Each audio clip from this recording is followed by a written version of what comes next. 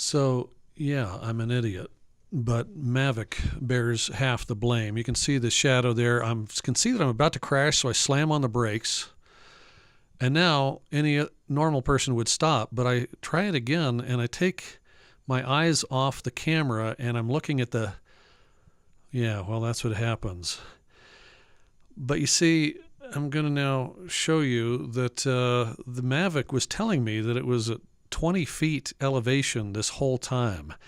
And instead of keeping my eye on the camera, I was watching the elevation because I wanted to make sure that it was right. I trusted it. I made the mistake of trusting the data. So if you look in the top center where it says height, where it's 17.7 feet, 18 feet, and it continues to say that.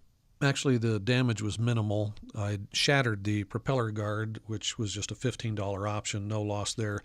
But unfortunately, I didn't have the gimbal cover on, and so it did mess up the suspension for the gimbal. So I've had to pack it up and send it back to Santa's workshop, unfortunately.